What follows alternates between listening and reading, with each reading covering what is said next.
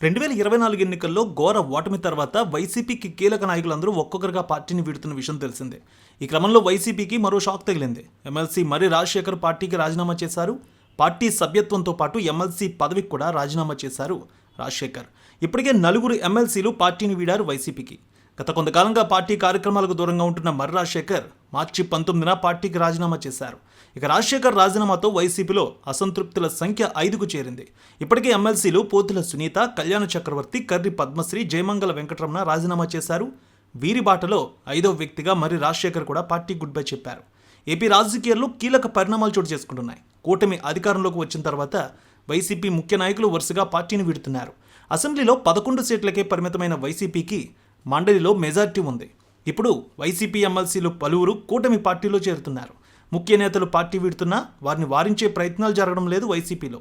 ఇటు జగన్ జిల్లాల పర్యటనలకు సిద్ధమవుతున్నారు. తాజాగా జగన్కు సన్నిహిత నేతగా ఉన్న మర్రి రాజశేఖర్ పార్టీకి గుడ్ బై చెప్పడం సంచలనంగా మారింది.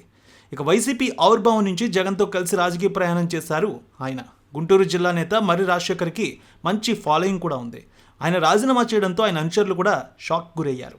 ప్రస్తుతం ఆయన ఎమ్మెల్సీగా ఉన్నారు. ఎన్నికల్లో ఓడిన తర్వాత వైసీపీకి చెందిన ఎమ్మెల్సీలు పోతుల సునీత, బల్లి కళ్యాణ చక్రవర్తి, కర్రి పద్మశ్రీ, జయమంగళ వెంకటరమణ రాజీనామా చేశారు. వారి రాజీనామాలు ఇంకా ఆమోదం పొందలేదు. ఇప్పుడు 5వ ఎమ్మెల్సీగా మర్రి రాజశేఖర్ రాజీనామా చేశారు. కొంతకాలంగా ఆయన రాజీనామా చేస్తారనే ప్రచారం ఉంది.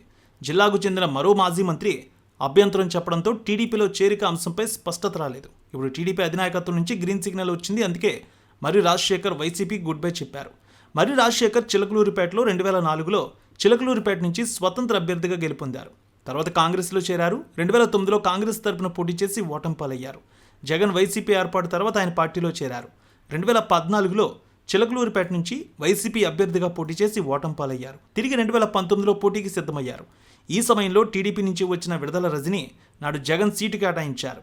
ఆ ఎన్నికల సమయంలో మర్రి రాజశేఖర్ను ఎమ్మెల్సీ చేసి మంత్రిగా అవకాశం ఇస్తానని అప్పుడు జగన్ హామీ ఇచ్చారు. దీని గురించి రాష్ట్ర వ్యాప్తంగా చర్చ జరిగింది. ఆయన పార్టీ అధికారంలోకి వచ్చిన చాలా కాలం తర్వాత ఆయనకు ఎమ్మెల్సీగా అవకాశం వచ్చింది.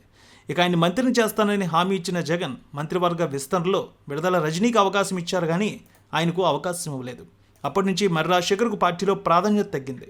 మర్రిని కలుపుకోవడంలో రజనీ నిర్లక్ష్యం చేశారు. 2024 ఎన్నికల సమయంలో కృష్ణా జిల్లా బాధ్యతలను మర్రికి జగన్ అప్పగించారు.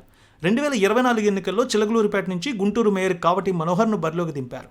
ఎన్నికల్లో పరాజయం తర్వాత జగన్ తిరిగి చిలకలూరిపేట వైసీపీ బాధ్యతలు మాజీ మంత్రి రజనీకి ఇచ్చారు. ఇది కూడా ఆయనకు ఆగ్రహం కలిగింది. 2024లో గుంటూరు పశ్చిమ నుంచి పోటీ చేసిన రజనీ ఎన్నికల్లో ఓడిపోయారు. తిరిగి చిలకలూరిపేట బాధ్యతలు రజనీకి ఇచ్చారు. అయితే దీంతో పార్టీ వీడిపోవాలని జగన్ మనకి ఎలాంటి మద్దతు ఇవ్వడం లేదంటూ ఆయన అనుచరులు కూడా పెద్ద ఎత్తున ఒత్తిడి చేశారు ఆయనపై. పార్టీ కోసం కష్టపడి ఎంత పనిచేసినా మీకు గుర్తింపు లేదని మర్రి రాజశేఖర్ను వెనుక ఉన్నటువంటి అనుచరులు కూడా చెప్పారు. చివరికి ఆయన మనస్తాపానికి గురయ్యారు. వైసీపీకి రాజీనామా చేస్తారు. ఆయన త్వరలోనే టీడీపీలో చేరబోతున్నారు.